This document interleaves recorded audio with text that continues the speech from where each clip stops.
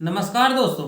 जेन जी जिस जनरेशन को कहा जाता है यह जनरेशन किसी लायक नहीं है। आखिरकार उसी जनरेशन ने नेपाल में किस तरह से सरकार गिरा दी, नेपाल के प्रधानमंत्री को मजबूर कर दिया कि इस्तीफा देने पर और हेलीकॉप्टर से लटक कर घर से भागने पर किस तरह हेलीकॉप्टर से लटक लटक कर भाग रहे हैं।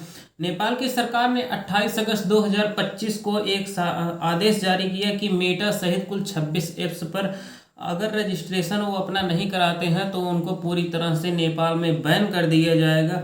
नेपाल की सरकार इन्हें रजिस्ट्रेशन कराने के लिए 10 दिन का वक्त देती है, लेकिन 10 दिन का वक्त कैसे गुजर जाता है किसी को मालूम तक, एहसास तक नहीं होता है। 2 सितंबर को सरकार द्वारा दिया गया आदेश भी खत्म हो जाता है और 3 सितंबर को यूट्यूब, फेसबुक, इंस्टाग्राम आदि कुल 26 ऐप्स सहित पर बैन लगा दिया जाता है। और इसी बीच 7 दिनों के अंदर सोशल मीडिया ऐप टिकटॉक, जिस पर बैन नहीं लगा था, उस पर निप्पो किड और निप्पो बेबी ट्रेंड करने लगता है। यानी नेताओं के बच्चों की लेविश लाइफ स्टाइल, विदेशों में रहना, Rolex, LV, Dior, luxury cars की फोटो के साथ इन सभी बच्चों की वीडियो और फोटो टिकटॉक पर ट्रेंड करने लगती है, जिसे लोगों ने हैशटैग निप्पो किड और निप्पो बेबी कहा।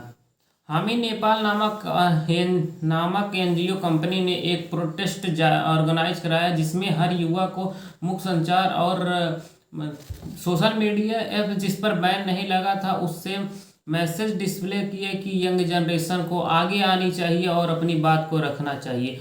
8 सितंबर को युवा कॉलेज स्टूडेंट जो मुख्यतः 25 साल से 30 साल के थे, वे बड़ी संख्या में, हजारों लाखों की संख्या में रोड पर उतरते हैं और प्रोटेस्ट करते हैं और सरकार के विरोधी लगातार नारे लगाते हैं। और कुछ युवा सांसद में भी घुस जाते हैं।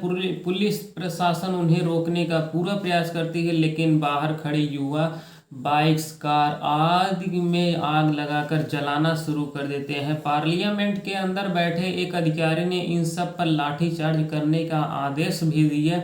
पुलिस ने प्रोटेस्टर के ऊपर लाठीचार्ज करना शुरू किया, लेकिन बात कुछ बनी नहीं।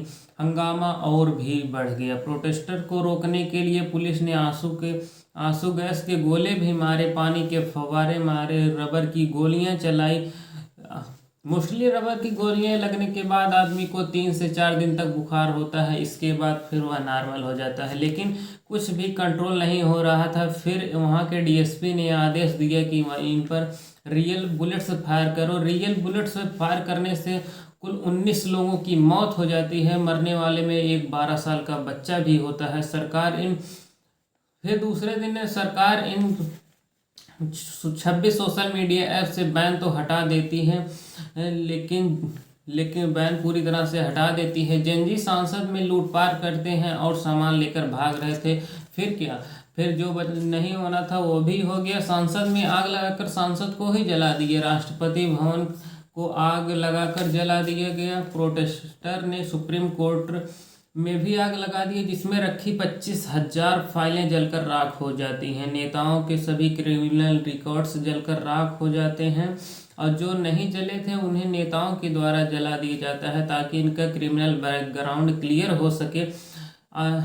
उसके 13,000 जेल के कैदियों को ताला तोड़कर रिहा कर दिया जाता है। अब ये 13,000 कैदी हमेशा के लिए रिहा हो गए, क्योंकि इनकी रखी सुप्रीम कोर्ट में फाइलें जलकर राख हो जाती हैं। इतना सब कुछ होने के बाद पब्लिक का गुस्सा अभी भी शांत नहीं हुआ तो पूर्व प्रधानमंत्री के घर को भी जला दिया। फिर पूर्व प्रधानमंत्री और उनकी वाइफ को दौड़ा दौड़ा कर पीटा। हालांकि पुलिस प्रशासन द्वारा उनकी जान को बचा लिया जाता है, लेकिन बेरहमी से पब्लिक उन्हें पीटती है। पूर्व प्रधानमंत्री झालानाथ खल्लन के घर में आग लगा दी जाती है, जिसमें उनकी पत्नी जिंदा जलकर राख हो जाती है। नेताओं के करोड़ों के होटल, ऑटोमोबाइल शॉप्स को आग लगाकर चंद सेकंड में राख में कन्वर्ट कर दिया जाता है। नेपाल में parliament, supreme court, prime minister hotel को जलाने और प्रोटेस्ट के पीछे का कारण क्या है, आइए इसे समझते हैं। नेपाल की सरकार बीते कुछ सालों में बहुत बड़े बड़े घोटाले की, जैसे कि गिरिबंधों में 54,000 करोड़ का घोटाला, ओरिएंटल में 13,800 का घोटाला, कोऑपरेटिव सोसाइटी 70,000 करोड़ का घोटाला, नेपाल की पब्लिक इतने बड़े बड़े करप्शन को जब पता चलता है तो एक ही दिन में सरकार गिरा देती है और नेपाल के प्रधानमंत्री को मजबूर कर देती है कि वे इस्तीफा दें और पूरी तरह से सरकार गिर जाती है। अगर सोशल मीडिया ऐप बैन ना होता तो शायद इतना जल्दी प्रोटेस्ट भी नहीं होता और इतना ज़्यादा हंगामा